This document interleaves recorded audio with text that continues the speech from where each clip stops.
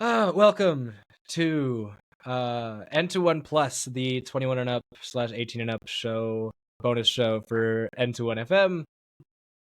And guys, we have got nothing for you this week. If you watched the regular episode or listened to it, there is exactly jack shit happening in the Pokemon TCG. Friendly reminder, of course, by the way, this is a 18 and plus, 21 and up.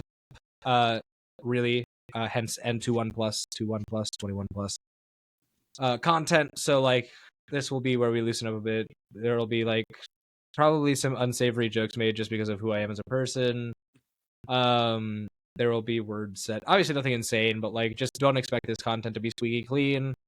Those topics will all be discussed and they are free game because we make the rules, because this is content you pay for. So this week, it's funny. We said that in the regular episode, we said that it was a non-zero chance that we're talking about Slay the Spire, and it's all we're talking about in this episode.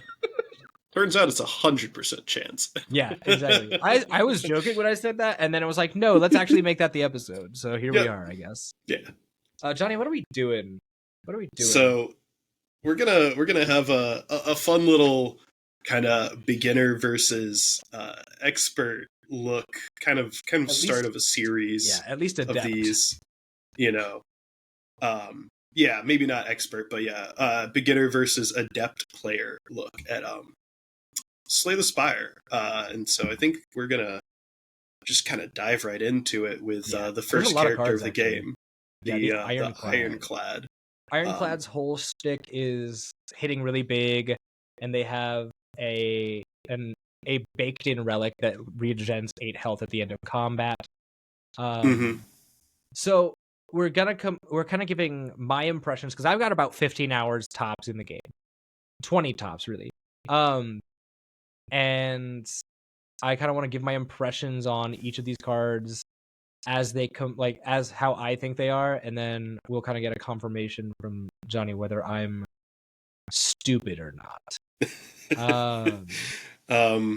I think we should probably set the guidelines, right? We're doing these like kind of 2 rankings, right? So like the card itself in a vacuum, and then like the card's potential with relics and combos and stuff like that, and like deck builds and things like that. Does that seem fair? Yeah, absolutely. No, I think that's a great way to look at it, actually. Let me write this down for future episodes of the show. Just wait, that way. This is the creative process, folks. It's all on the fly. Yeah, it absolutely is. But I'll be kind of what should we do, like a 1 through 5 stars, or like a ranking 1 out of 10? I think like a 1 through 5 is good. Like that translates kind of like to tier list level ish too, which I think like a lot of people like associate with well. And since we don't have like a tier list visual, I think 1 out of 5, 2 out of 5, etc. Yeah, for sure. That can be a good way to look at it. Cool. So I think I like that. Let's just dive right in. The starters that Ironclad has is Strike, Defend, Bash. The only thing unique here is Bash being a 2 cost that deals 8 damage and applies to vulnerable. I think this card is fine. 3 out of 5. Yeah. I'll go with that. No. I had to think about it, but like Bash is it's definitely a card that like I think deserves that 3 out of 5 spot. Like, I don't know, what are your thoughts on it? It's just fine. It's never a card that I'm like, oh shit, Bash. It's also like I'm never in a circumstance where I'm like, oh, I mean, I really need to draw Bash this turn. Because there's just other ways I feel like to set up like big swings later on in the game. It's a great early game card, but I think other than that, like it's totally fine. It is a card that he has. There's many times that I'm like, it really sucks that this is a 2 cost. Yes. But it's whatever. Yeah. Yeah. That's pretty much how I kind of feel about the card too. At a certain point in the game, you're probably just not going to be playing it very much. But getting rid of it also isn't super likely since you're usually. I'd rather just get rid of a regular strike. Mm-hmm. Yeah. You're trying to get rid of other stuff most of the time. So that's where I stand on Bash. There's a lot of cards to get through, so we'll kind of have to speed through a little bit. Anger. We're going through attacks next, by the way. Anger is a 0 cost that deals 6, and you add a copy of this card into your discard pile. I think this card, in a vacuum, is like... I think both is a 2. I think they're bad. I think this is a mid to bad card. The idea is cool, but it does not mesh well with the Ironclad as a character. I think that playstyle is not particularly for the Ironclad, and that it is better suited for somebody like the Silent or the Defect. Because there's just not a lot of synergy within the kit of the Ironclad that supports that playstyle of like, oh, play a bunch of 0 cost attacks and like do chip damage overall. I feel like overall the Ironclad likes to just make number go up. Mm-hmm. Yeah, no, I think little baby attacks. I think putting that at a 2 is fine. There's a couple synergies I can think of that Anger actually kind of works with in like some very specific runs, but like get like off the top of my head, it's like you want like Shuriken and like Unceasing Top, and then it turns Anger into like kind of this just wealth of like unlimited power. But like most of the time you're not going to make something like that work between curses, statuses, etc. existing in your deck throughout combats. Right. And like I feel like Ironclad lacks a lot of draw, and so as a result of that, I feel like you're also like, if you have to rely on consistently getting a lot of good draws and getting Shuriken and getting Unceasing Top and playing like a bunch of copies of Anger just for the card to be good, it's bad. Yeah, and that's pretty much how it should go. Yeah. Body Slam is the next card up on the docket. This is at base, it's 1 cost and deal damage equal to your block. When you upgrade it, it goes down to 0 though. I think Body Slam is like a 3. Body Slam Plus is like a 4. Maybe a 5. I think the overall ranking, Body Slam Plus is a 5. I think Body Slam Plus in a vacuum is a 4. Because you always want to have block, and this is just a really good no-cost attack. If you are doing it with the Barricade build, Body Slam is a bananas attack. It's just it's the nuclear button sometimes. Yeah. I think Body Slam, I would probably bump it down on both of those just one level. Yeah, it's not because it's bad by any means, but the damage on Body Slam is always predicated on your block. And Ironclad is a character who doesn't want to block a lot unless you have a very specific combo going to make blocking a lot work. And if you do, that's really good. But Body Slam isn't the first card you get in that combo, it's the last card you get in that combo. That's true. Because blocking a lot, you're always going to still have all your other attacks before you have Body Slam. So that's valid. Then it's just your nuclear button. I kind of find myself where, in my opinion, I think that the Body Slam Barricade build is one of the more like effective builds in Ironclad. Like it's like one of the 2 best builds. Like it's like with Silent, you've got Shivs and Poison. With Ironclad, you've got like Barricade, Body Slam, and then like Demon Form bullshit. And like those are the 2 like main builds. And I think as a result of that, I think like because it's so good when it does pop off, and it's common enough that you're able to get it to pop off, I think it's that high. But it's interesting that you put it a little lower. I can kind of see the vision, but like in my playtime, like in my opinion, it just like having from my experience, like I've been able to like just get lucky and have like a turn where I was like at 200 plus block, and I drew the Body Slam plus, and I was like, this is the shit. That's very true. Like it's when it pops off, like it feels so insane. Like it really does feel cool, and I think it's interesting because not to like drag it on before we get to the next one too much, but a lot of I think a lot of the times like Slay the Spire actually has like a lot of positive confirmation bias for players. You absolutely are almost always thinking about like the really cool time that you dropped like 200 or 300 damage, and you don't always think about like the very normal hallway fight you had where you got like maybe 15 to 20 block at most, and body slammed for 15 to 20, and I can see that. And while body slamming like Time Eater for half of his health in a turn is really cool, ultimately you're never getting to Time Eater unless you meet those hallway fights, and body slam doesn't necessarily decide the hallway fights, but there are other cards that maybe do a little bit better. I think that's kind of like always like the way I predicate it is like, it's not to say that a card is necessarily bad, but and that's why I said like a 2 and then a 3 for like the plus. I actually do like the plus, and maybe more likely to take a body slam if I know I can upgrade it, even if I'm not running a block build.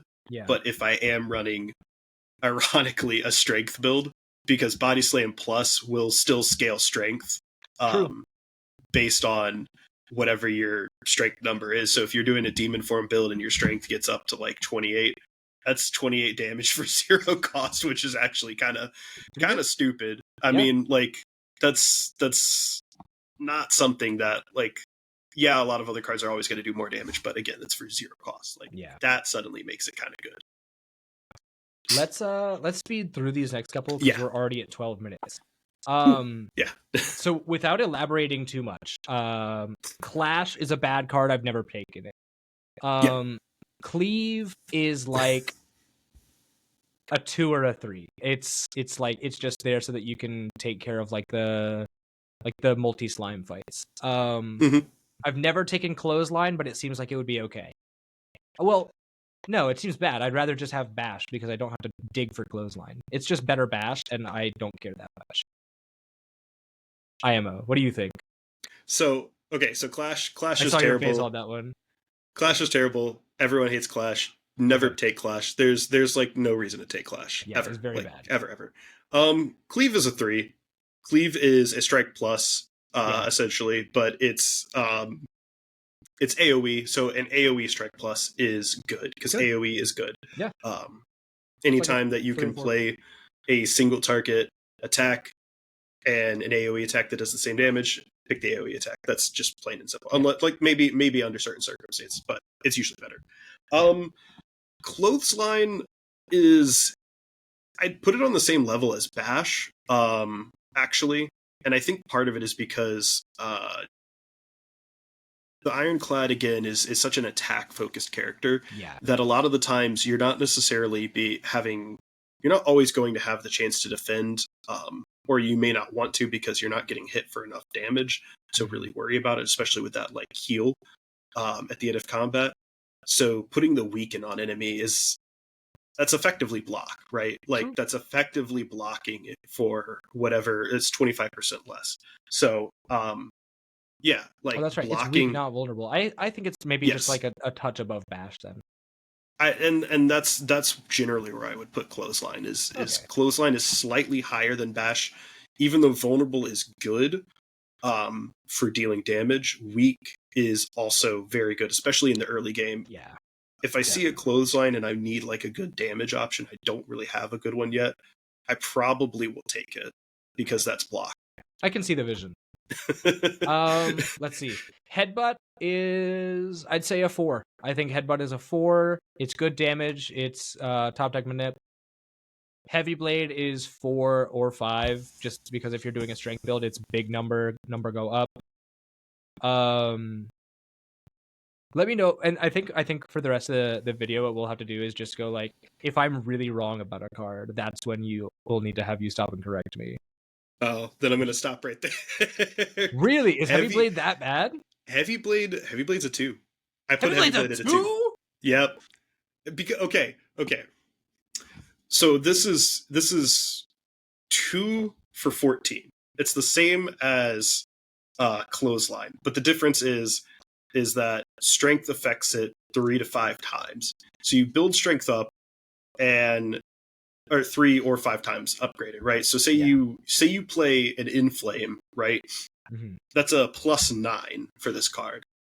That's good. Like, that's pretty good. Don't get me wrong. But say you do that, and then you've also got your upgraded Twin Strike, right? Yeah. 3. So that's 3. What was it? +7, 10. So that's 10 twice, 20 for 1. Okay. So for 1 mana, you're doing 20. For 2 mana, you're doing 24, right?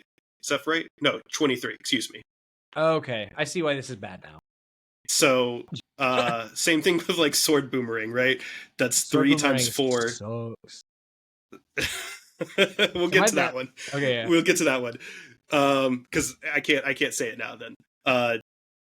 But yeah, that's why Heavy Blade sucks. And then having to upgrade Heavy Blade to get the 5 times to do 15 plus 14 for 29, like, again, that's just, I see what you mean. It's investing your resources into something that takes as much mana as it does. Like, playing less mana for something a little bit less, but giving you more chances to do more cards, always better. Okay. Yes. Okay. Yeah. Iron Wave is 3. Iron Wave is 3. I think it's totally fine. Perfected Strike, it depends. It can be fine. It can be pretty cool. It's great early game. Perfected Strike early game rocks. But if you get to what I think is maybe a better play for Ironclad, which is getting the bites, then this card becomes useless. Yeah. Perfected Strike's like a 1. It's like almost Clash level. Yeah. Really? Because you're trying to get rid of your strikes. You're true. Never trying to keep your strikes. So it's only going to be as good as you are until your first shop, when you have gotten rid of a strike. And then it's going to get progressively worse every time you get rid of another strike. And strikes are always the ones you want to get rid of first before getting rid of, like, you want to get rid of your defends as Ironclad because you want to attack, but you don't want to get rid of too many of those. But Ironclad always wants to get rid of all their strikes. I totally forgot that all their good attacks. I guess I play a lot of Ironclad early game. Because in my head I'm like, this is good. At least well, and then I think about, and then when you bring up like, oh, you do need to get rid of strikes, I'm like, oh yeah, never mind, this is definitely a 1. Yeah. I mean, when you like look at it like on paper, like, that's good because you're like, okay, well, that's 2 plus 10 on your opening deck, and then if you upgrade it early, you're doing 21 for 2, which is really good. Like, that's huge. That's big damage. But that 21 becomes, what is that afterwards? 6. It becomes 6. Yeah. It becomes 6 by the time you've finished a run, and then you're like, wow, this thing sucks. Yeah. For sure. Pommel Strike, I think, is 4 or 5. Mm-hmm. It's just easily one of like the best strike plus cards. Not just for the Ironclad, but like in the game in general. Yeah, like, it's just draw cards is good. Deal damage, draw card. 1 mana. And the upgrade is draw 2 cards. Like, it's huge. Like, drawing more cards is huge. So yeah. Sword Boomerang, I think, is bad. So Sword Boomerang for me, that's again, that's another like 3 to 4. That's probably more like a 4 than a 3, maybe. That is so wild to me. And again, it's just because, like, while a lot of fights are like very multi-targeted, you've got a lot of fights where you fight a lot of enemies in the same room. When you gotta, like, Ironclad's a very like single target focused character. He doesn't have a lot of CC. What is it? AOE. Yeah, pretty much. Yeah, not a lot of CC, not a lot of AOE. So you're going to be focusing down enemies. By the time you get to either the last enemy, if you haven't put any damage on it, or if you're on a boss, right, and you're putting a lot of like strength into the Ironclad on a strength build, Sword Boomerang is doing ridiculous numbers. With 1 Inflame and this thing upgraded, you're going 4 plus 3, 7 times or excuse me, 3 plus 3, 6 times 4, basically. Okay. So you're doing 24 for 1 mana right there. And then that's only going to get better every single time that you put more strength into it. Demon form with this card can just get out of hand at certain points. It turns him into a blender. Like, okay. I can see the vision now. Yeah. And then even with like a really high building strength build, this thing can kind of like become an AoE machine in some of those hallway fights if you like have like a way to just build like a lot of strength really quickly. Yeah. I can see that, in fact. Okay. That makes more sense. Yeah. Thunderclap is fine. I think this is a 3. Maybe a 2. Yeah. I'd say it's about a 2 to a 3, somewhere kind of it's just ranging between the two. This card is okay. Fine. This card is never like a instant buy for me. Yeah. No. This is just like I could use a little more damage and some debuff. Yeah. Twin Strike, knowing actually go ahead. I was gonna say, you mentioned the debuff. Actually, the debuff is probably the reason why I would pick this over that over anything else for it. That's the only reason. Just because it's CC debuff. Yeah. Which strips CC artifacts and stuff like that's really against, good. Like against triple sentries, this card rocks. Against tri-sentries fight, like this is insanely good. Yeah. But that's about the like main use for me. Twin Strike, just from the context of our conversation, I've learned enough to know that this is good. Probably like a 3, like a high 3 to a 4. Yeah. I'm putting it at about a 4. Yeah, seems good. Because I forget it is still not full. I'm not fully aware yet still of like the way scaling quite works with strength. Okay. So like I'm still learning that, and so for that reason, like no, I've heard enough that I'm like, oh yeah, Twin Strike makes more sense than it's good. Wild Strike, go ahead. Strength scaling is just number plus strength is attack damage, and yeah. So it's just whatever your strength is, like that's your scaling. I mean more like the scope that like things can scale to. You know, like how quickly things can scope at late game and stuff like that. Yes. So that's one of those things that like I'm still learning. Wild Strike, I think, in a vacuum, most of these, by the way, have all been like the same regardless, because these are just very common attacks, so nothing crazy yet. Wild Strike is the first one that really kind of has two different ones. I think for an overall ranking, like including build crafting and potential, it's maybe like a higher 3, maybe a higher 3. But on its own, probably like a 2. Because in like the curse and status build that you can get going with this thing, I think it rocks. I think with this and with like you take the bell, you take the like a bunch of other like debuffs and stuff like that, and like curses. I think that kind of build for the Ironclad is cool and effective, and so having something like this is interesting, and it's just good to have early high damage for 1 mana. Yeah. Am I far off? A little. You hit the right notes with the idea of like the curse, the status build ideas. But this one's not like that effective. This one's like a 1 almost all the time. That's crazy. Yeah. Okay. It's just like I'll give it a 2 because 12 damage for 1 mana is good. Yeah. I won't deny 12 damage for 1 mana is good. My issue with it is that to make 12 damage for 1 mana, anything like to make this card pickable, you have to have some other stuff already going for it to even be considered as a pickable card. And then usually if I have the other stuff, I usually already have like a solid build going anyway, and I'm not going to worry about this card as a result. Also, shuffling a unexhaustible or not unexhaustible, an unplayable dead draw into your deck is terrible. Wounds are unplayable dead draws.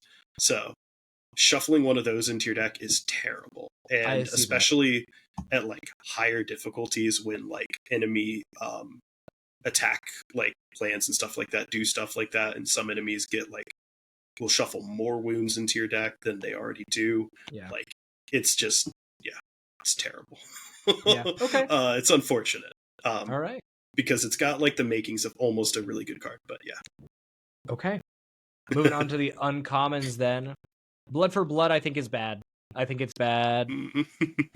Except in the niche instance where you're not able to get any block going, or you're playing like the HP drain build.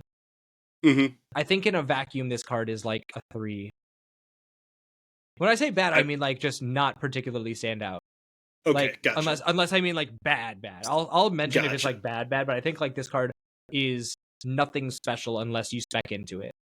Okay. And that's for fair. that reason, I think that like I said, so like vacuum score 3, specialized score definitely higher. 22 for like a varying mana cost is cool, especially when you combine it with something like hemokinesis and other stuff like that.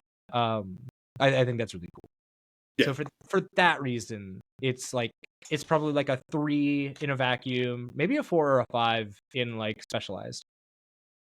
I'm gonna put it at a 4 in a vacuum, and then because even in a vacuum, right, like you think about some of the early fights that you have against some of the enemies, and you think about how often like you can full block at them versus how often you can say, okay, I can block for most of your attack, and you're going to only put 2 damage onto me. I misread. That's per in combat, not this turn. Yes. Okay, never mind. I see the vision. Yeah. I thought that was like this turn that you've like, because I'm thinking like how many times are you taking like separate instances? Like how often are you like taking multi attacks to the face? You know what I mean? Yeah. For it being this combat, I can see it being a 4 in a vacuum. Yeah. Yeah, it's absolutely like a 4 just on that basis alone, and then it only gets better upgrading it. Like the fact that the upgrade upgrades the cost to a 3 means that's 1 less hit that you have to take in combat. So like even 22 for 2 already puts it leagues above like some of the other 2 cost cards that Ironclad has access to. Dude, it is dawning me how little I know about this game. It's a good card. It's a very good card. Okay, good to know. Carnage, the 2 cost ethereal, deal 20 or upgraded for 28. It's fine. I don't know. It just seems like another like big damage card. Like to me, it's like this is not bludgeon, in my opinion. Okay. And for that, like, it seems cool though. I don't have enough experience with this card to fully grade it. Yeah. So like, that's in my head, whenever I see this, I'm like, oh, that's just diet bludgeon. Why would I want that? But I also see the value of it being ethereal. Well, actually, no, ethereal sucks because then if you don't play it at exhaust, which could be okay for like drawing more cards later, but like I don't know, like I'd rather it just exhaust on play. Yeah, because you're getting like 1 use of this at most, and it's 28. I don't know. That's my line of thought. This is for me. This is an easy 4. Okay, this is an easy 4. Okay. And maybe even close to a 5 because of a lot of the stuff you mentioned. I know nothing. It being a diet bludgeon means that it's way easier to find than bludgeon. It does cost less. It costs 1 less to do. What is it? Bludgeon. Yeah. What is bludgeon doing again? I don't even 32 base, 42 upgraded for 3. I don't even always remember some of these cards. Yeah, it does. So like an unupgraded version of this is doing 12 less than bludgeon. An upgraded version's only doing 4. So I mean, you've got that going for it. But like even without that going on, like this thing is doing for 2 mana, you can punch someone for a huge chunk of damage, and sometimes that's just good. And I guess sometimes in multi-enemy fights, this is like 1 guy dead instantly. Pretty much. And then on top of that, ethereal actually makes this very good. Because sometimes you don't need to play it. Yeah. And so you draw it, and in some fights it might just be a dead draw, or it might just be something that you don't need in that fight, but you know the fight is going to take maybe a cycle or 2 of your deck. Okay. So that's one less card that you see the next time around when you want to see other cards. Yeah. That you do want. Okay. That makes it good because of that. That makes very good sense. And the opportunity cost of losing it usually isn't that bad, because if your entire deck is hinging on this card, then that's more of a problem of the deck building itself and not of the card. Yeah. Also, does Ethereal trigger exhaust effects? Ethereal is an exhaust effect. Oh, okay. So okay. that's the other reason why I could see why that gets better then. Yeah, because it's exhaust effects on Ironclad are cool. Yeah. Dropkick is good. That's a 4. That's gotta be a 4. Dropkick's weird. Dropkick's so weird. Okay. This one I will go very specifically on the bubble versus overall. In a bubble, Dropkick's like a 2. This thing is terrible in a bubble, where it's like, that's crazy. But it's also like a 5 because this is like the single-handedly like one of the best Ironclad infinite enablers in the game. Oh, really? Like this is one of the best infinite enablers for Ironclad. I know one infinite combo in this game, and it is the rushdown combo. Oh, this can put the rushdown combo to shame, because the Ironclad, with a lot of those exhaust cards and stuff like that, can have one of the easiest times setting up an infinite that you have ever seen. And once you have an enemy vulnerable, it doesn't go until the turn ends. So if you're going infinite, it doesn't matter. You know, you can exhaust your bash and then just drop kick and loop it continually. Okay. So, like I said, it's really bad without that. Or not really bad, but it's not that great without the infinite. But if you can build specifically to get towards the infinite, it's a 5. Wild. It's that's one so of the wild. Best. Yeah. Okay, that's cool to know, though. Because in my head, I'm like, oh, this is just a cantrip. Mm-hmm. And it's very I good. can understand that. Like, I can draw definitely a card, understand. gain energy, do damage same time. Mm-hmm. Good card. Yeah, like, I mean, it's not terrible in that regard for like just a normal fight, but it's kind of like one of those things where it's like it's only ever sustaining your fight by the 5 plus 2 more. So I think you're doing 8 if they're vulnerable. Yeah. Or 7. I can't remember if it rounds it up, or I think it rounds it up. So yeah, you're doing 7 or you're doing 8 to something if they're vulnerable. So you're only ever sustaining it a little bit with damage, compared to just being able to maybe do more, hopefully. That's all, you know. But card draw and energy sustaining is good, so okay. I don't know. Maybe 2 is harsh. Maybe put it at 3. But yeah, like at its prime, 5 easily. Sorry. Yeah, no, you're good. I'm just trying to make sure we get moving, because we got a lot of cards to cover still. Hemokinesis is a 5, and I won't be taking any notes on this one. Hemokinesis is a 5 every day of the week. No, I'll absolutely agree with that one, actually. Hemokinesis is like disgustingly good. Like the cost to like lose just a little bit of HP to like then kill something is fantastic, and it doesn't reduce the amount of damage you take, it only increases the amount of damage it deals. Like anytime that you're in a fight where it's like, oh, if only I had been able to do a bit more damage, I could have survived without taking 10 more, you know? But for 2 less, you can. I think, no, for sure. I think Pummel's a 4, maybe a 3. Yeah. I would put it at 4. Yeah, sure. It's a strike plus without like any mods, and then it exhausts. It's a multi attack. I think multi attacks are cool. Rampage is. So in my head, it's a 3, which means it's probably a 4 or like a 1. This seems. I don't know. Actually, I would put it at like a 3. It's never a card I'm taking like late in the game, but like early in the game, it's a strike plus. And early in the game, when fights are when you cycle your deck more, it can scale surprisingly well. That's where my head's at. Is this? It scales very well. Yeah, and that's why I like it. Yeah, that's really where I'd put it. So like 3 is good. Cool.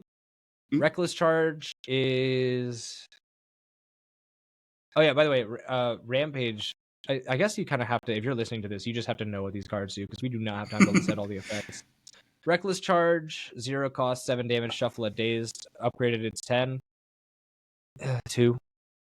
Yeah, putting it at 1. That's like worse than Wild Strike probably, and Wild Strike's not great. And if I was going to go for a 0 cost, Strike? Yeah, I'd actually. It's 0 cost and you can get exhaust triggers. But it's 0 cost and you can get exhaust triggers, but it's also way less likely to be seen. Valid. And at the end of the day, if I was going to get a 0 cost, do strike damage card, I would just grab Anger at that point. Reasonable. Searing Blow, which does 12 base, can be upgraded any number of times for 2 mana.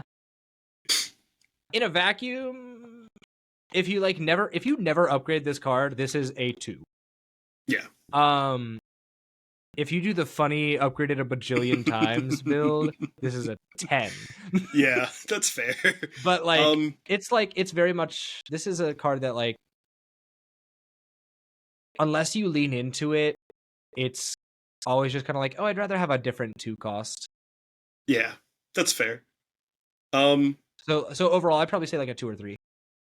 It's about a 2. Okay. I think out of 2 cost, like big smack cards, like there's so many better cards. And you're not trying to upgrade one card a bunch of times. You're trying to upgrade multiple cards one time, and as the game goes, because you want everything to be better. Yes. I will say, if you do the funny build, it is worth at least knowing this card does have increased scaling each time it upgrades. Yes. So its first upgrade is a +4, but every upgrade after that is a +1 more, so it's +5, +6, etc. Up until I believe it reaches what is that? And until it reaches like the +15, the Searing Blue +15 level, which is a +18 on it, then anything after that is an upgrade. There's a I'm looking at the wiki for this actually. There is a formula for it. It's in +3 after that. So it's whatever that number is at +3. So it actually could get kind of ridiculous because of that. And then the damage calculation, they've got a little damage calculation for them. Formula to go with it because of that, but it's the same thing. So it's always going to scale better and better, but nah. Yeah. Why? Yeah, I get that. Sever Soul, I think, is a 4. If you're good at the game, maybe a 5. If you like build around it and are good at the game, like a low 5, high 4. So I'm gonna put Sever Soul probably at a 2, and I'm so bad at this game, man. It's not because like exhausting a bunch of cards can be really good. Exhausting your non-attack cards can be really good. There's other cards that exhaust your non-attack cards, and the reason why I put Sever Soul at it too is because there are those other cards that exhaust your non-attack cards, and they all do it for a better effect. Okay, fair enough. And I would rather just take other attacks and not this. Okay. Uppercut is good. Uppercut is totally fine. I'd say like a 3 or 4. That's a 4. Okay. If Bash is a 3 and... Oh yeah, if Bash is a 3, then Uppercut's definitely a 4. Yeah, if Bash is a 3 and Clothesline is a 3, Uppercut's a 4. Even with only 1 weak and 1 vulnerable, it's an easy upgrade. It's more damage than Bash, slightly less than Uppercut, than Clothesline, and that's just good. Uppercut's good. It's a good, solid card to put in. It's like an any deck card, really. Yeah. Yeah, 100%. Whirlwind, when I look at it, actually... So, I'm of two minds about it, right? In my monkey brain, all X cards are bad. Which I understand is an imperfect opinion that is not backed by science or evidence at all, and is fact horribly uninformed and probably a detriment to my playstyle in Slay the Spire. Okay. Because I see this and I'm like, 8 damage to all enemies for like X times is cool. 5 damage to all enemies, because like if I play this for 3, that's 15 to everybody, which in big fights is pretty cool. Yeah. This is bad in boss fights, but this is nice to have in like crowd control fights, and even just like being able to like spend a turn and be like, all right, whatever, I'm gonna do big number. Yeah. Or if you're able to get like a lot of mana going, which I again struggle with for Ironclad because I'm bad at the game. Yeah. So overall, I'd say like a 3, maybe a 4. I think you're actually pretty spot on with a 3 there. It's it needs a few things to like be really, really good. In the right environment, it can be up to a 5, honestly, just because of like some of the stuff that you can get. I mean, like, I guess you could say that about like any card, but like True.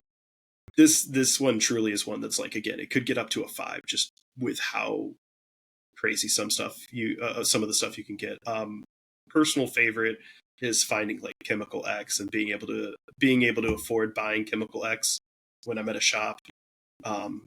It's a relic that makes all X have like plus a +2, right? Oh, +2? It's a +2 to all X costs, and what that means is that Whirlwind can be played at 0 as a 2. So that's you can play this at 0 mana as a 2, and that's really good. It immediately takes that, 15 and turns it into a 25, that kind of thing. And then I see that. Obviously strength scaling just makes this thing turn into a damn blender, Yeah, for sure. for sure. That's all the uncommons. Let's get on to the bludgeon, the rares. And then unless we go long, we're just gonna have to speed run all these. Yeah. Or like split it up into multiple episodes. But that seems ridiculous. I think we can speed run most of them. Okay. Bludgeon is a 4. I will not elaborate. No, that's fair. I would put bludgeon as a 4. And if bludgeon's a 4, feed is a 5. Feed is a like 10. Yeah. Feed is insanely good. Feed is so good. Max HP increase is insane. Max HP increase when you have a like built-in heal is bananas. Fiend Fire feels like a 4, sometimes a 5. But it's not like I know there's one other card that I would rather have that exhausts all the cards in my hand. I forget which one it is, but I feel like Fiend Fire is like probably a 4 or a 5. Probably not a 5. Yeah. Maybe a 4. A 4 is very spot on. Again, strength scaling automatically makes it better. Exhausting cards makes it good. It's super situational, obviously, but like it's still good. Yeah. Immolate, when I think about it, I'm like, I never want to get this because I don't want to add burns to my discard. But 28 is a big number for all enemies. So I guess, hold on, what's one else that we said that was like all, because it was all enemies, it was like a higher number. What was that? That was Cleave, right? Cleave was a 3, I think we said. Yes. Like if Cleave is a 3, Immolate kind of has to be like a 4 or 5. Well, a 4. I'm putting Immolate at a 5. Okay. All enemies take it. Even 21 to all enemies is really good. 28 to all enemies is insane. Also, and this goes back to kind of like why Wild Strike and what was the other one? Reckless Strike. Why those are bad. Adding a burn to your discard is good because it's not going into your deck, so it's not a dead draw. It's not actively hurting you. Okay. If you can end the fight before you ever cycle your deck, then this immediately is better. Also, the fact that because it goes into your discard, whereas like if you play Wild Strike or something like that, like I don't want to track it on, but like if you play Wild Strike like halfway through your deck, right, you're much more likely to see your status next turn. Status compared to if this goes into your discard, your whatever your deck is in total plus the card more likely to see the burn. Okay. if your deck cycles. Yeah, I see that. Okay, I can see this being a 5. Yeah. Reaper, I think, is a 4. Yeah, that's about right. That's about right. It needs a lot to like do a lot, but like if it can do a lot, holy. You can go from like no health to like suddenly being full HP in some fights. Yeah. Armaments feels like Armaments plus is a 4, maybe a 5. Armaments by itself is like a 3.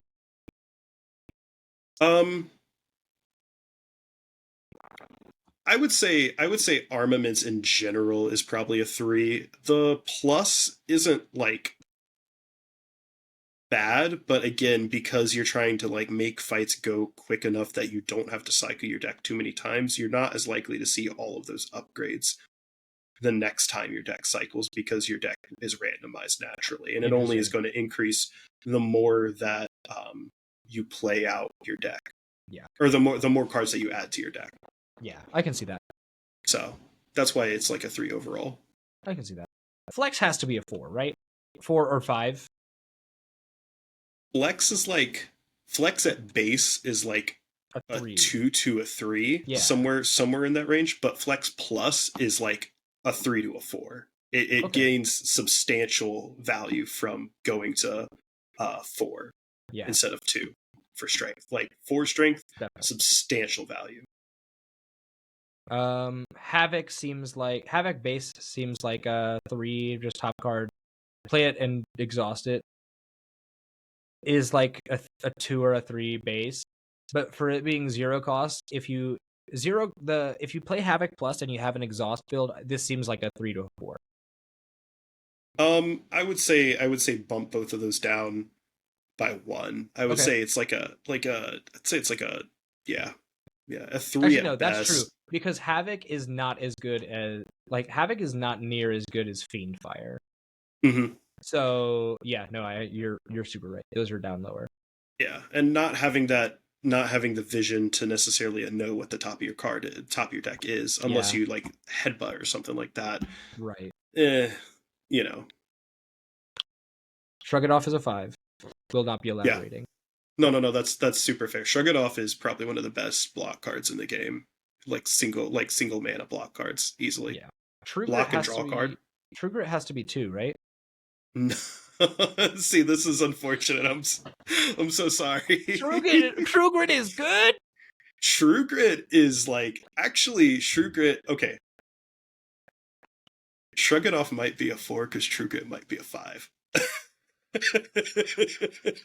You are shitting me right now. There's no way. I have never taken True Grit in my life.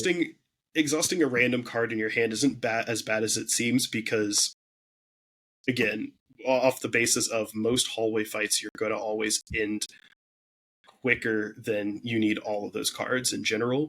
So there's that. Upgrading it means you can pick a card to exhaust. That means you can get rid of strikes that you haven't gotten rid of yet, more or less, for like a fight at least. Its block is insanely good, and then because it's in hand, it enables some of the best exhaust combos in the game as a result of it being in hand, as opposed to like, I'm top learning of your deck. So much about Slay the Spire right now. True Grit being a 5 was not on my bingo card.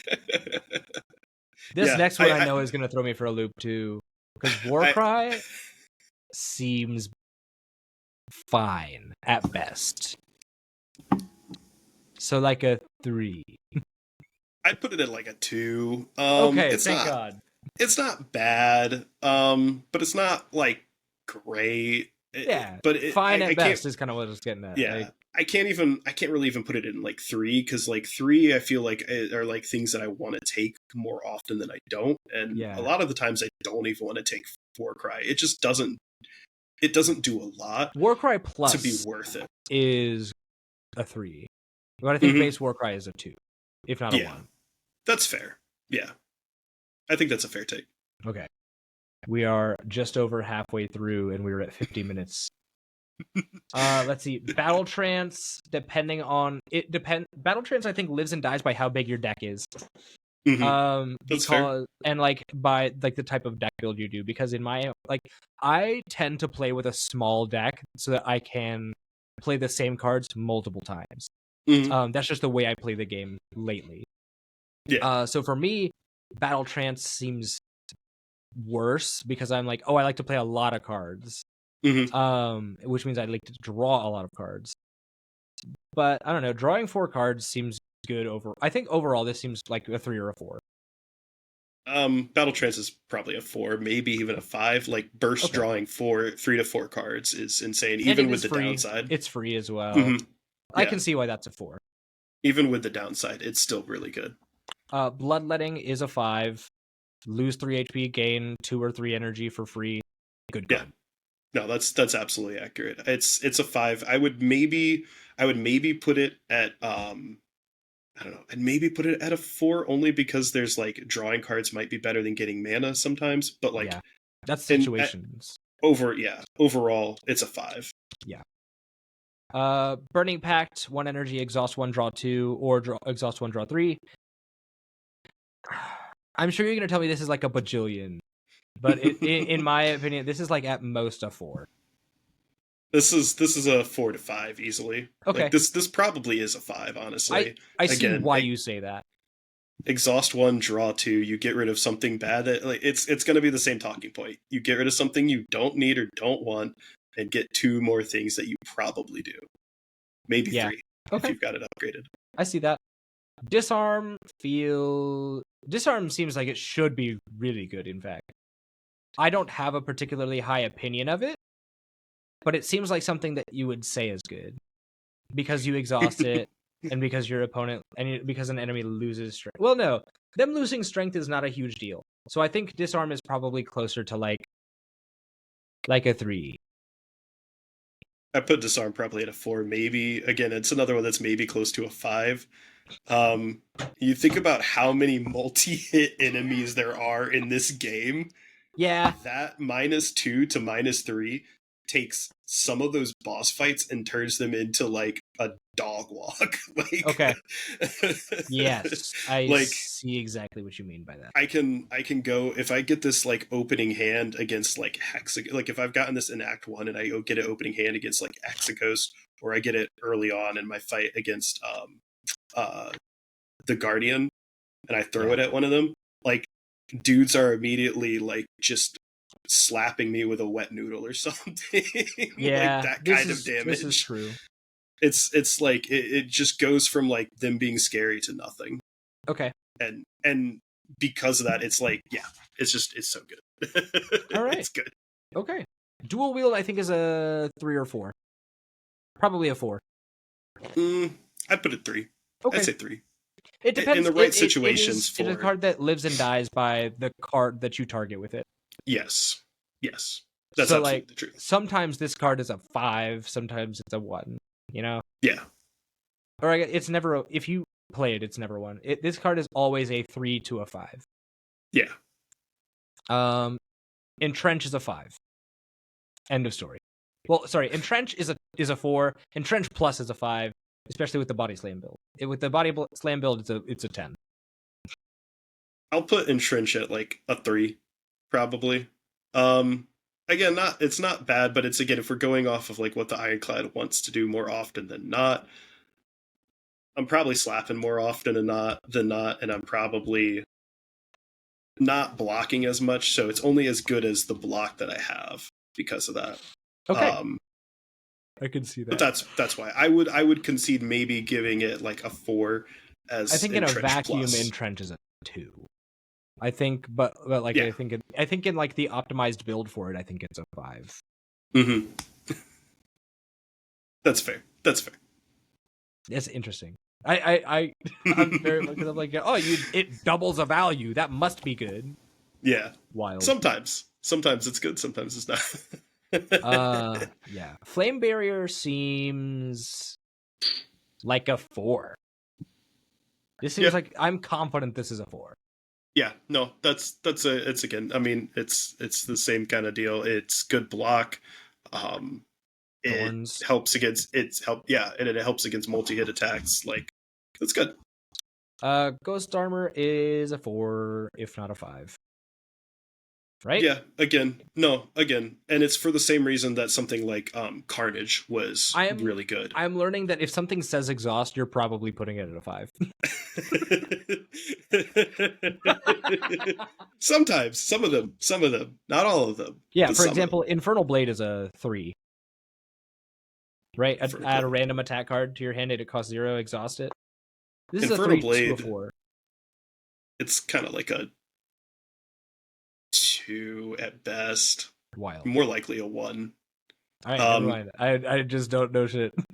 It's because it can be it exhausts, which is good. Unfortunately, because it adds a copy of the attack to your hand, it could be any attack in the game. So that's true. When you play this and then you get that really annoying stinky perfected strike, and you're just like, wow, this is useless.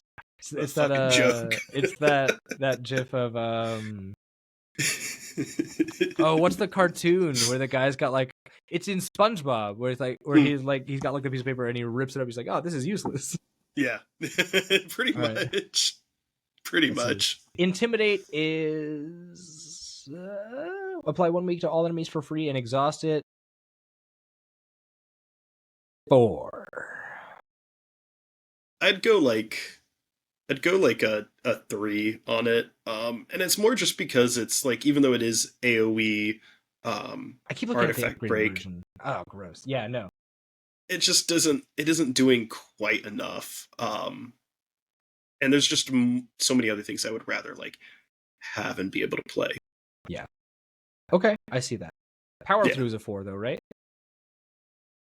Yeah, I would put power through as like a 4. Okay. 2 wounds into your hand is again, great. it's for the same. You're not going to for draw the same reason. Yeah, exactly. For the same reason that like Immolate is good. For the same reason that Wild Strike is bad. Power through is good. Wounds to the hand, good. Rage is 4.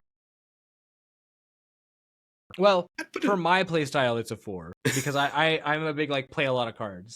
If you're playing like Rage with Anger and like other 0 cost cards and like play the 1,000,000 cards per turn build, and like you're able to somehow get it to work with block and stuff like that, I think Rage is really good. I think overall though, it's probably a 3 to a high 3 to a low 4. I'd put it at a solid 3. It's very much as good as like the other stuff that you're playing alongside it. Yeah. But you're more likely to pick it if you're going to be playing a lot of cards, which is fair. But like being able, I will say for what it's worth, being able to gain like 9 or 15 block for just playing 3 strikes, in the same turn, like that's pretty good. Yeah. I will give that to it, but I just don't think it's not really. That's not really always going to be the best thing. Yeah.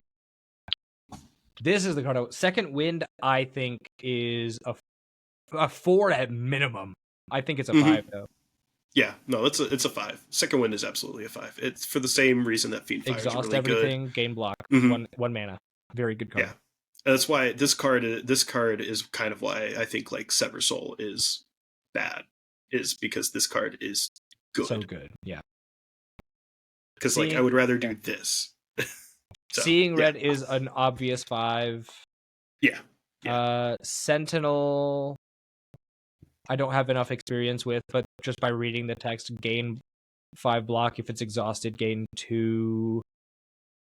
There's a pickup or like a power or a relic you can get that makes it so that when you play a card, or like there's something that I know that you can play on Ironclad that will make it so that the next skills you play are all exhausted instead of like discarded, right? Yeah. That's one of the powers, corruption. If you're able to get that combo together, then Sentinel becomes a 5.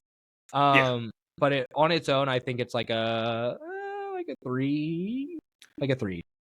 The unfortunate part about Sentinel is that Sentinel is like worse than Defend. It's a 1. Yeah. It's a 1 if you don't have a way to exhaust it by playing it, basically. Yeah. So you have to have corruption to make this a good card. If you have corruption, this is an auto pick. If you don't have corruption, you just picked up another block. Yeah. And why would you do that? Right. That's where I'm thinking at. That's the problem with the card. So, like, okay. I think because of that, it overall settles at a 3 because of that. Yeah. But it's like a situational card. Shockwave. Oh, Shockwave is... Shockwave's gotta be like a 4, right? Because I can't see it as a 5, because a 5 is like every deck should play this. In my mind. And a 3 is just like, oh, this is just above average. But like Shockwave, I want to pick more often than... Like, if I've got room for a Shockwave and I don't have any other, like, CC, Shockwave rocks. Yeah, I can see that. And it exhausts, and it's debuffs to every enemy. Yeah. Like, sometimes that's just, like, your opponent is not doing damage to you. Yeah. I'd put it at, like, a 3, just because its cost is a little high, but I understand that. That's exactly why I think it's not higher. I can't necessarily, like, in good conscience put it at like a 4 personally. But it definitely is like a worthwhile card a lot of the time. Yeah. Or at least a decent bit of the time. Yeah. Okay. Spot weakness is... I don't have enough experience with this card to really give it a ranking. What do you think about it? I put it at like a 4. This one's a 4, almost certainly. If an enemy intends to attack, right, that's an immediate +3 to all of your attacks permanently for the rest of the fight. Yeah. So, like, that alone is really good. Oh, it is permanent. It's permanent strength. Okay. Yeah. Yes, I see why that's 4.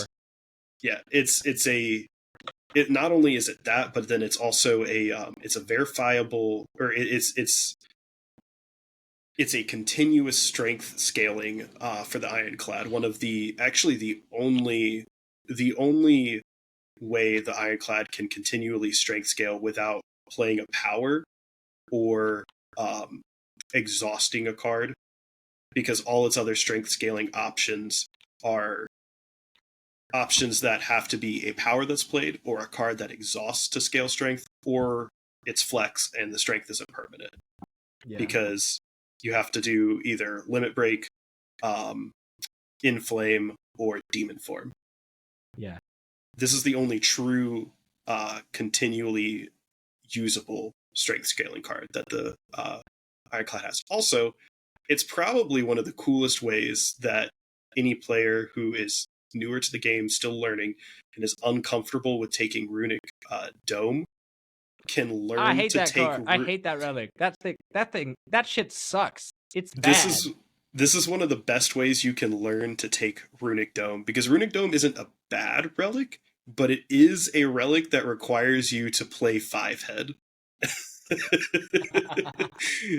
Understandable. Because it's a relic that means that you have to just know the metagame of the fights themselves. Yeah. So this is a way that you can kind of teach yourself it a little bit. Okay, I see the vision. Onto the rare skills. Double tap seems fine. It seems fine. 3. I put it at like a 4. Okay. It's upgraded. I feel like your 4s and my 3s are very similar. Probably, but it's also very, like, maybe, I don't know.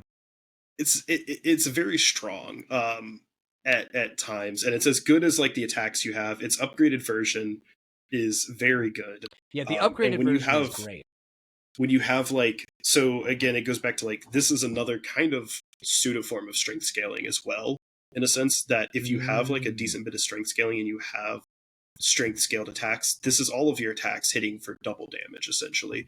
So any attack that hits for 20 is now 40, and that can make it really, really good. So again, that's kind of why. Also, it's got one of my favorite beta arts for the game.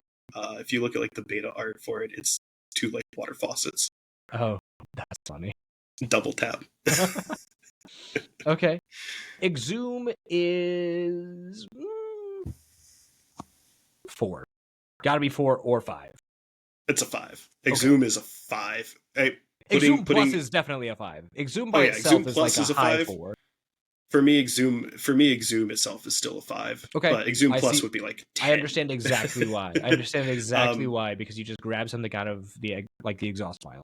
Anything that you've exhausted is almost always a good card, or not always.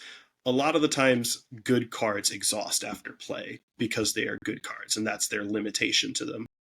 Like feed or something like that. Yeah. Right? Say you're in a multi-enemy fight, you've exhausted your feed because you took it out on an enemy and you got the HP, and you've got another enemy that you want to get HP off of. Exhume into feed.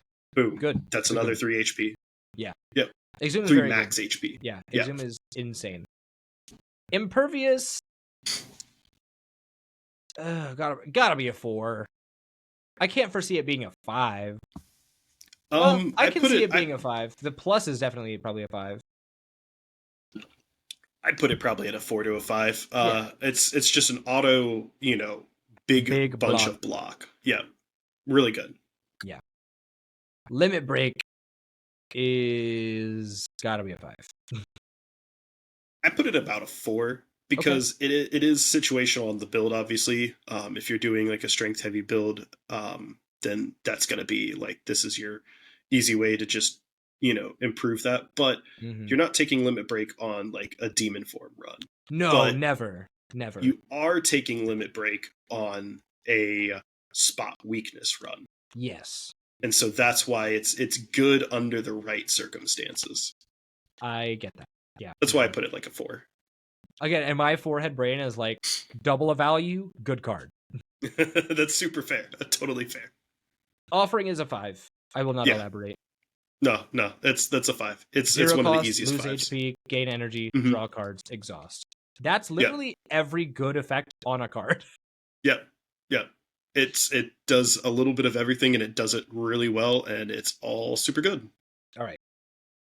On to the powers, which we kind of have to speed through.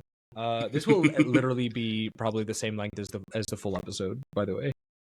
I would not be surprised by that. Super fun bonus content. I like it.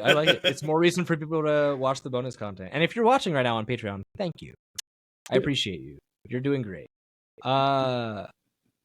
Even in the far future when you're watching this, when we blow up.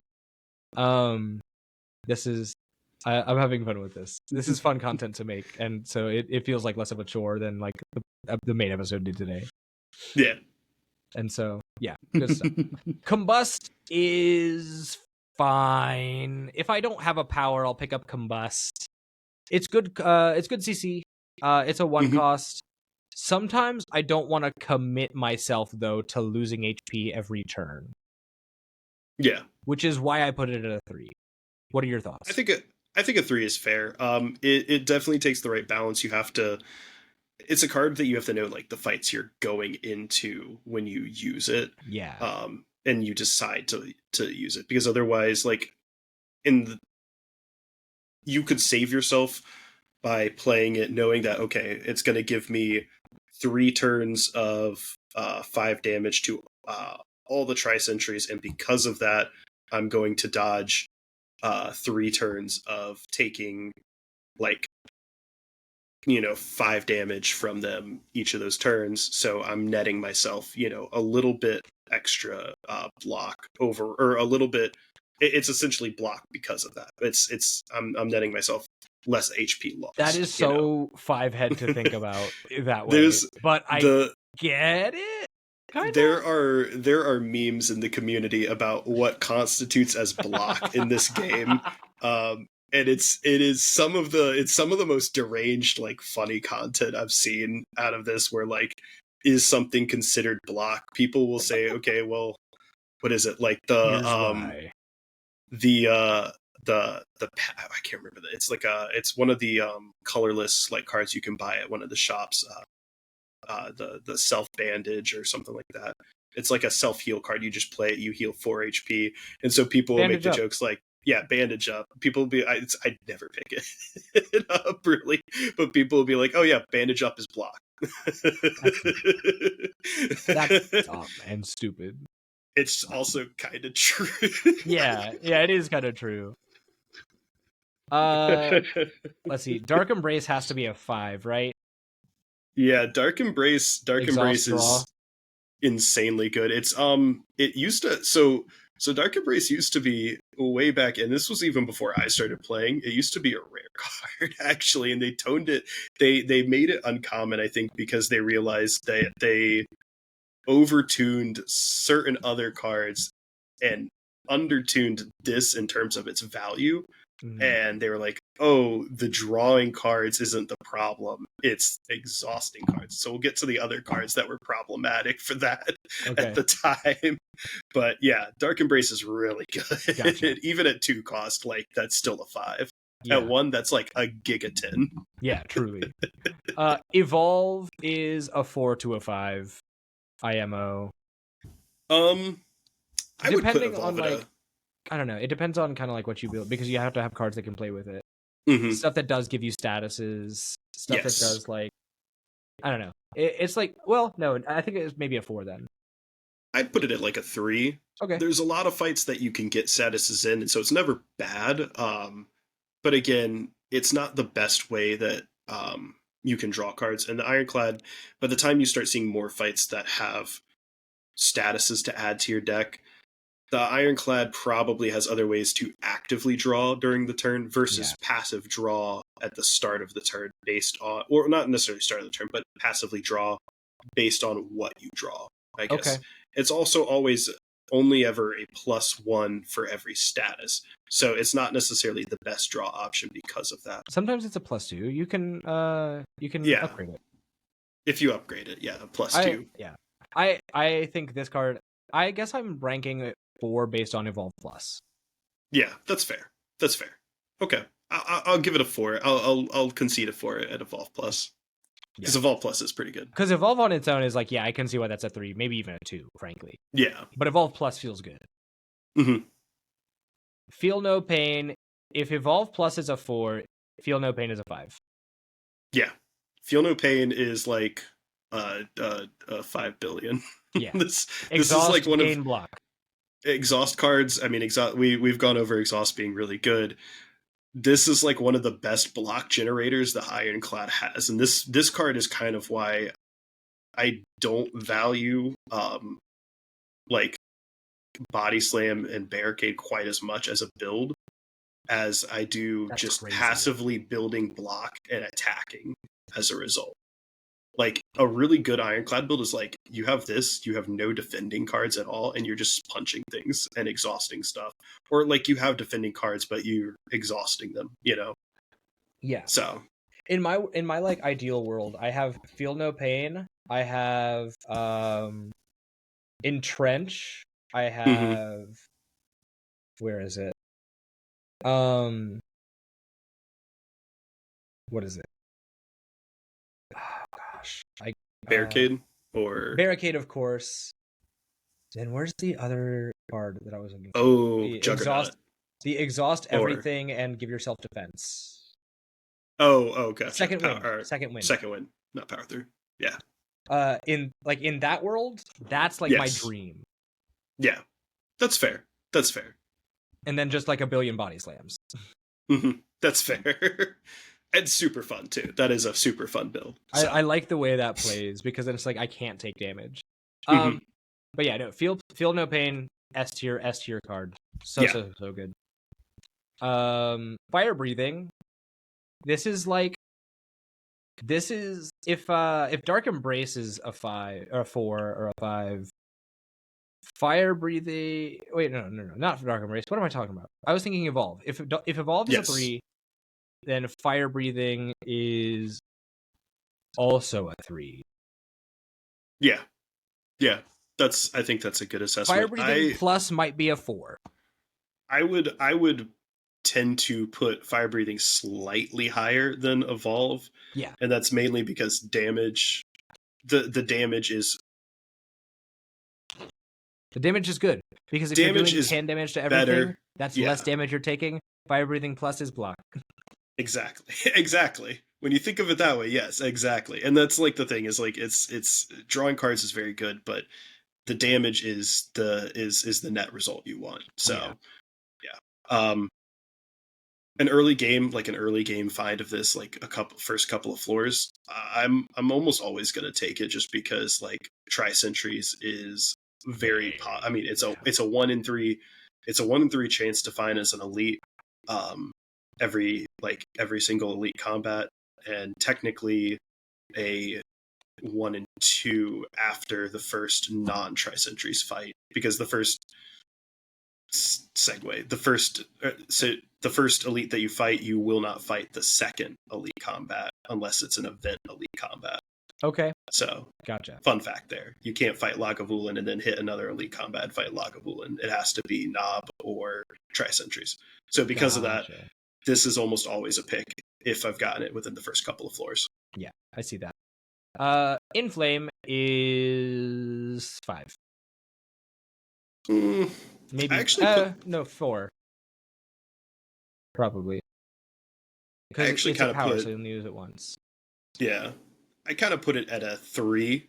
Even with it being a power and being able to use once, it's just not very high impact. It's one of the ones that needs to rely on something like Limit Break to be good. But like we discussed before with like Spot Weakness is almost always inherently going to be better than this. And I put in Spot Weakness at a 4, so I have to put Inflame at a 3. And then on top of that, like, yeah, just Spot Weakness can be used multiple times. It's situational, so you don't have to use it on the turns that you don't need to, but it's not necessarily a dead draw on those turns either, you know? Okay. That kind of deal. I see what you mean. Yeah. That's crazy. I'm learning so much about this game and about you and about your playstyle. Metallicize, end of turn, gain 3 block. Metallicize plus feels like a 4. Metallicize feels like a 3.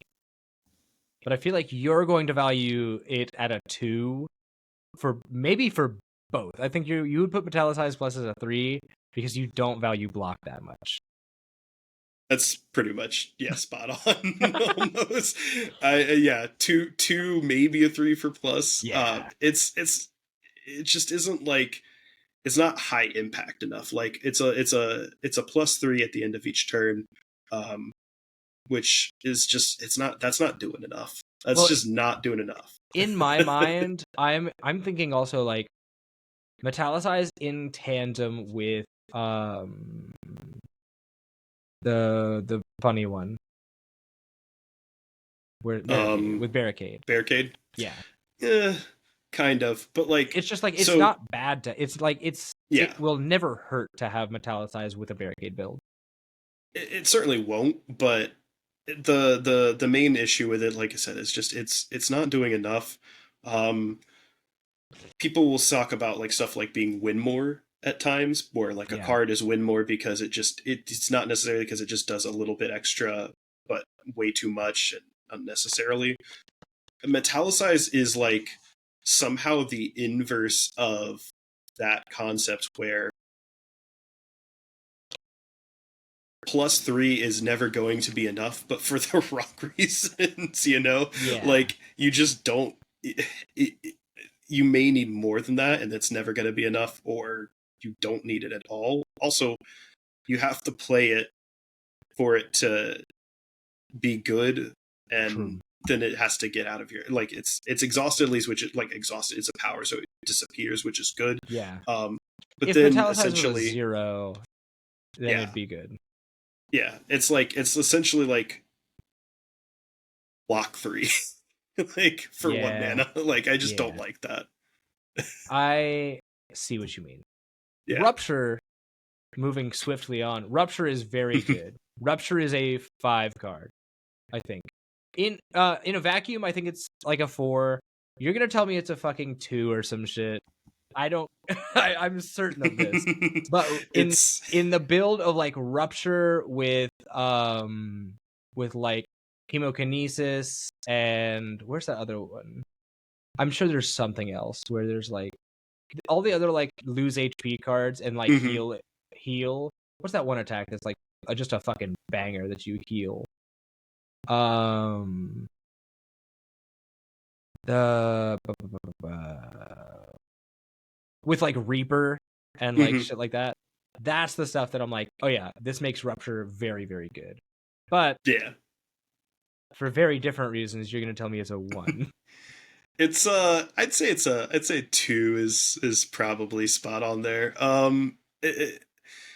The self damage cards are few and far between enough where like you're not taking a bunch of them all the time, and they're not the focal point of most builds, so that already puts it down. The other issue with it is like it just doesn't build enough strength per damage tick. Like upgraded, I could put it at a 3. Upgraded, I can put it at a 3 and say, okay, it's a good, middle ground card at plus. But like that's where I'm having getting my to devote as well. To be fair, is the upgraded.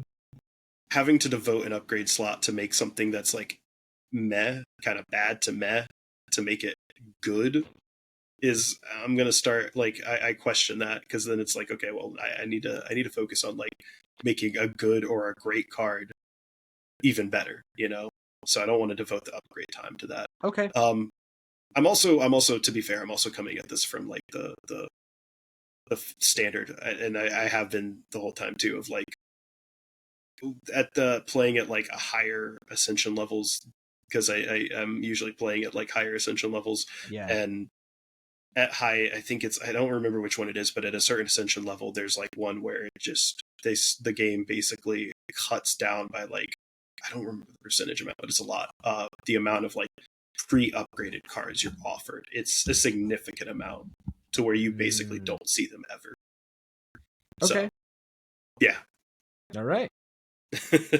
Last couple of cards here. Barricade. Barricade Plus is a 5. Barricade is like a 3 though. Yeah. I think Barricade I could put at a maybe even a 4. It's not like it's a good card. I feel like I've been trash talking Barricade and Block too much in this run. Shitting all over Barricade. Video. It's not a bad card, because it definitely does, like, it's definitely really good. The bigger issue with it is like having to like build up enough block that it doesn't get stripped away by enemies attacking you, to then have a sustained turn per turn, so that you can do that every single turn. So you need a really good block generator, and stuff like that is why Feel No Pain I value higher than I value Barricade. So I put Barricade at like I'd say 3 to 4, as like what it is, You're okay. I had to listen only a little bit to that, because it is occurring to me right now that the spacing on Barricade Plus is off, because they say the same thing, but Barricade Plus just costs 1 less. But Barricade Plus has 3 lines of text and Barricade has 2. Is that true? Wait, where's the? I'm looking at the images right now on the on slaythespire.fandom.com, and I hover over Barricade, and Barricade base has because they will say block is not removed at the start of your turn. Yeah. Ew. Oh my God. Surely.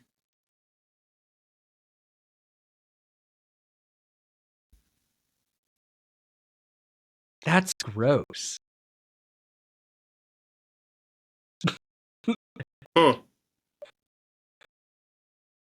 I take it all back. For the spacing issue alone, Barricade Plus is a 1.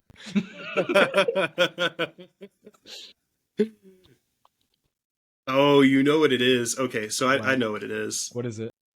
The issue is that I think for whatever reason, Barricade Plus keeps the beta arts line spacing. That's so weird. What a weird thing to do. That's so niche. Anyway, I love Barricade. Yeah. It's very good. Berserk feels like a 2. I never want to gain vulnerable. Yeah, Berserk is one of those cards where it's like, it's a 2. I think Berserk Plus is like a 4. It's kind of almost like that like flex level of stuff where it's like, you know, the unupgraded version is kind of dog water, but like the upgraded version is really good. Okay. Like one turn of vulnerable, when you can play this during an enemy not attacking for a turn, you know, that's fantastic. But when you can't guarantee that they're not going to attack for 2 turns, you know, and most enemy attack patterns aren't like that, then it's bad. So like, and I don't want to, again, another reason, I just don't want to waste a upgrade slot on this if I don't have to. Yeah. Yeah. I see that. Yeah. Yeah, for sure. Brutality feels like oh man. Base brutality feels like a 2 to me. I think. And even the upgraded feels like a 2. Cuz there's other ways to draw more cards. And then like seeing one extra card is not worth losing HP every turn. Unless like you're really, really building into like the HP thing. I don't know. I'm of two minds about it because like on the one hand, like if you go less than 8 turns, this is a net even because of your heal relic, right? And you you net gain 8 cards. Yeah. But on the other hand, like I find myself, because I'm at such a low level of play, I'm frequently like fighting for my life in Act 2, where I'm like, this 1 HP. I'm often living on like 1 and 2 HP. And so I seldom want to be like, oh man, I see one more card, but I kill myself. You know what I mean? Yeah. So what's your take on brutality then? Probably a 2 and then a 1 upgraded. Okay. So it's a 2 because you have to loot like it's the losing HP to draw a card isn't horrendous, but you don't see the net gain of, or you don't see the gain of this card until the turn after you play it. Yeah. And on top of that, it doesn't actually break even until 2 turns after you play it, because the turn that you drew this card and played it, if you didn't play it, you would have drawn the card. You were drawing the next turn, which means you have to go 2 turns to break even. I feel like you stole that quote verbatim from a Frostfine video. I'm certain sure that I've heard him say those words. I'm sure I have, just from like hearing that before. But that's like that. The reality is like I think I've heard that from like almost every single like STS content creator. Yeah. And when you get to like card draw, like stuff like that with powers that are like at the start of your turn, do this at the start of your turn, do that. You always have to wait 1 turn to see the benefit and 2 turns to break even, and that's sad. So that's already bad. And then innate just makes almost every card worse. So like, what? I feel like it makes some cards way better, in fact. Some cards it does, and if your strategy is hinging on that card, it does. But in almost all cases, it just makes that card worse. Looking at you, 1,000. What's a card that's really good to have innate? Oh, you thinking of After Image on the silent? After Image is good. I'm also thinking of 1,000 Cuts. I'm also thinking of Noxious Fume. Noxious Fume's innate is so good if you can make it be innate with like a relic or something. That's fair. I'll agree with that. But that's for another video. Yeah. Last couple of cards here. Corruption is 5. Corruption's a 5. Yes. Corruption's a 5. Always has been, always will be. Corruption is so good because in the same exact vein that we said brutality has to like wait 2 turns to break even, corruption you get it immediately. Corruption makes it immediately, even at 3 cost. If you have like 3 or 4 like skills in your hand, this is bullet time. Already corruption is bullet time, but different, but permanent. Yes, for every turn afterwards. And then on top of that, it's all of the skills costing 0. So like now you can play your attacks and you can block in the same turn. Yes, completely free, happy, all of that. Also, it enables probably the single most disgustingly broken combo string the Ironclad has available if you find the Dead Branch relic. If you haven't gotten that yet, I think you might. I don't know how many upgrades you've unlocked yet. You may have to. Several. It might be. I think I've seen Dead Branch, but I don't know what it does. So Dead Branch is a rare relic available to any character, but it says that anytime that you exhaust a card, you create a random card that's added to your hand. Yuck. That's gross. Corruption plus that relic plus a Feel No Pain and a Dark Embrace it turns into one of the most disgusting combos this character could have. Yeah. I see exactly why. Yeah. It's game ending. Yes. Absolutely. Moving swiftly on because we're at an hour and a half. Demon Form is a 5. End of story. I'll put Demon Form at a 3. What? I'll put it at a 3. I think it's good. I think that it can give you some insanely good strength scaling. Kind of the same thing as Brutality. You have to wait until your next turn for it to actually start working. I guess you're right. You're right. I know you're right, though. That's the thing. Is I see it now. That's clearly the obvious reason why this is a 3. Yeah, it's for a 3-cost card. 3-cost is hefty. That's really tough. It's considered Demon Form is in kind of the player space, and it's sometimes considered a noob trap because of that, where new players will come in, they'll see this card, it's shiny, it's rare, it looks cool, it costs 3, so it must be good. Gaining 2 strength every single turn or 3 strength every single turn, that sounds really, really good. And so they go and they grab it and they don't look back, and then it's played in one fight out of 5. Because consider me a trapped noob. I'm him. It's not to dissuade you from playing it because it's a good card at times, but it's not the best strength gaining card. I still truly believe that Spot Weakness is probably the Ironclad's best option for strength scaling. Yeah, hands down. Juggernaut's got to be a 5 though, right? Last but not least, Juggernaut's got to be definitely a 4. I don't see a universe where this is a 3. I put it at a 4. It's very situational to pick. I have to have a Feel No Pain already, probably, or some other good stuff to make this work. That's the idea. Is I have Feel No Pain already, and then I get a Juggernaut. This thing, yeah, that's pretty much where I stand with it. But it's a 4 for sure for that reason.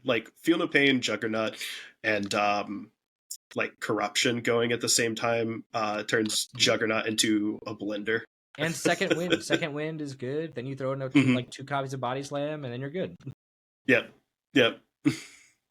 I don't know. This is wild. I've learned so much about Slay the Spire tonight. I need a master class of also all the infinite combos and stuff.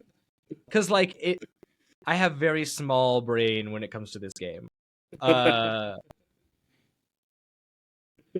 Just so frequently, because I don't know, so many things seem really good, and then I think about how much there's a lot more math in this game than I realized at first.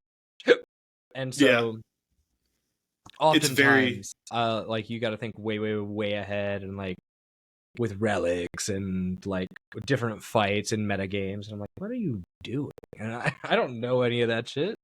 Yeah. It's a very math intensive game, and then once you start getting into the nitty gritty of it, and at a certain point, everyone who plays Slay the Spire, I think, either just plays and goes slam head against wall until they break through every ascension, or they're let me go and look up this stuff and see how this all works, and then they learn the the 5D metagaming, just all of it. Wow. Like it just becomes that Zach Galifianakis meme, you know, just all the equations in front of his face. Okay. Yeah.